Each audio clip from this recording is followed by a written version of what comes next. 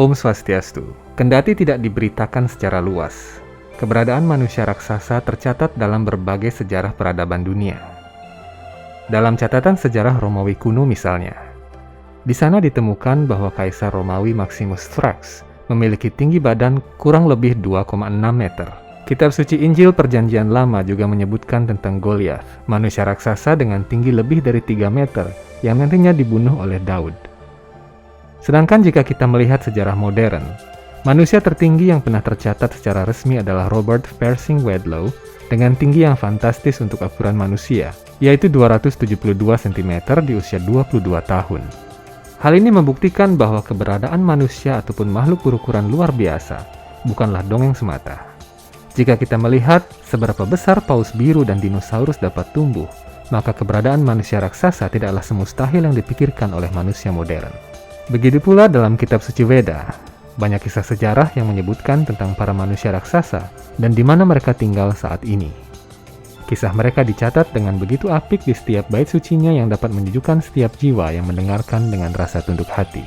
Kami ingin mengucapkan terima kasih kepada Anda yang telah setia menemani kami hingga saat ini. Peningkatan konten-konten Hindu Times dapat kami lakukan berkat dukungan dan sumbangsi tulus Anda dalam menyebarkan video-video kami. Setiap like dan subscribe yang Anda berikan mendorong kami untuk semakin berkembang dalam menyajikan konten yang informatif, inspiratif, dan tentunya dapat mengedukasi mereka yang ingin lebih dekat mengenal ajaran Dharma.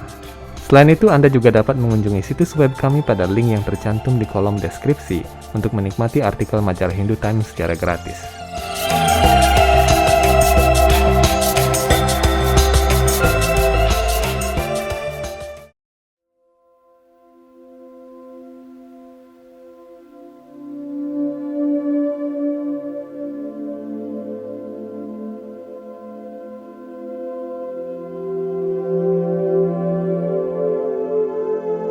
Bagi manusia modern, keberadaan manusia raksasa yang dinyatakan dalam sejarah agama-agama besar dan dibuktikan dengan penemuan arkeologi adalah suatu keanehan yang tidak dapat diterima akal sehat.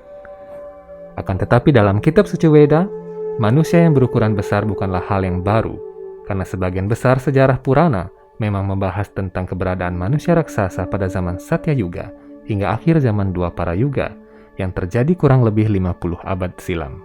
Berbicara mengenai ukuran tubuh manusia, kitab suci Weda Bhagavata Purana, buku ke-12, bab kedua, sloka 12, menyatakan, akibat pengaruh buruk zaman Kali Yuga, ukuran badan makhluk hidup akan menyusut drastis.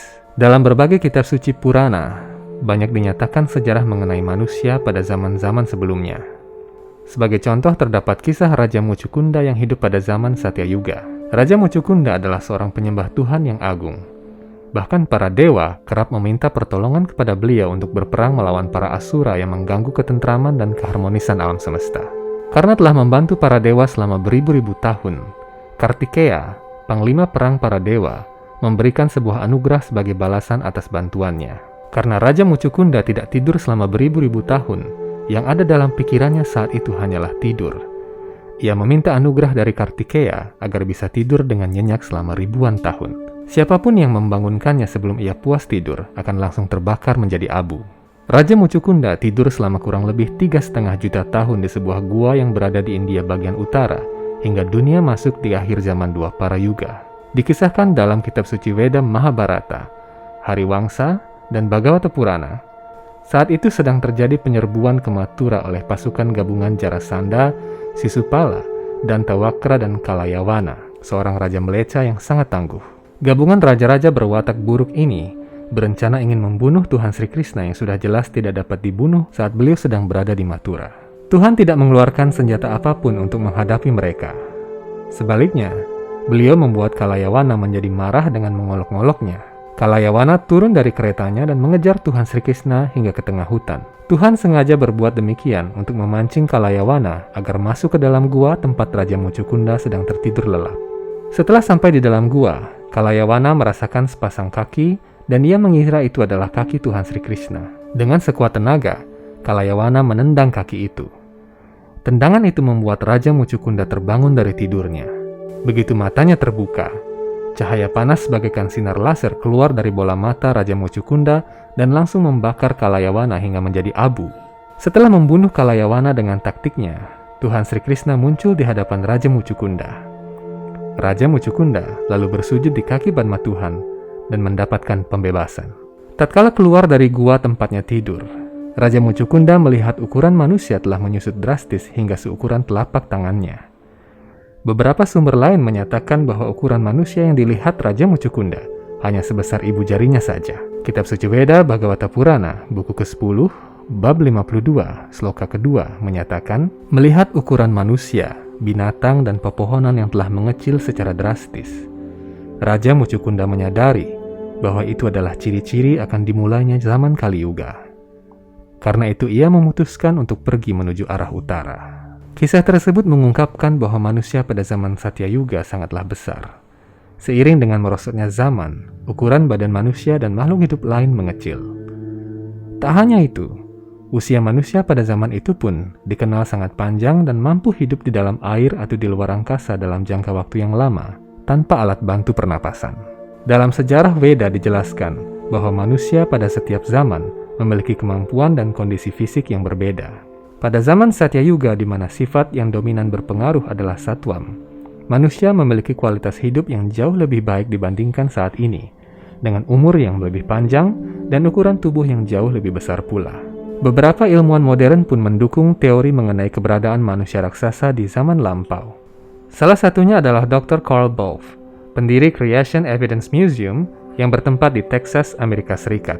Beliau membuat pernyataan bahwa manusia telah ada jutaan tahun lampau dengan ukuran yang lebih besar.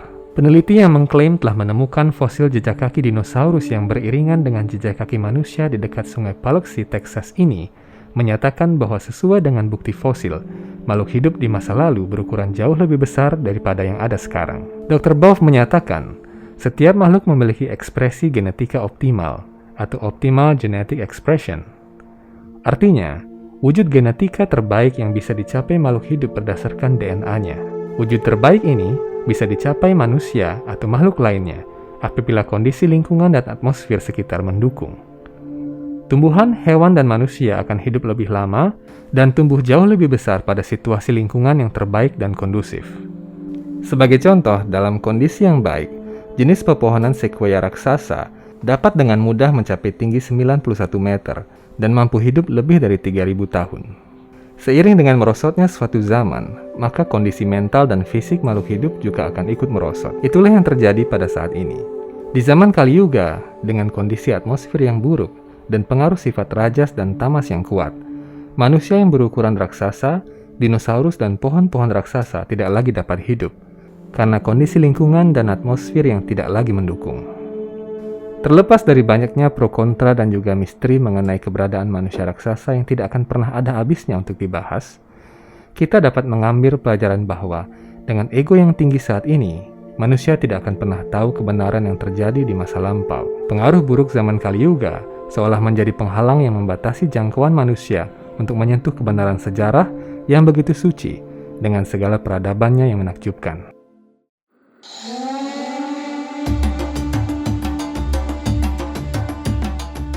Sampai jumpa di episode-episode Hindu Times Channel yang akan datang, tentunya dengan butiran mutiara-mutiara pengetahuan suci Weda yang semakin berkembang dan menarik untuk diikuti.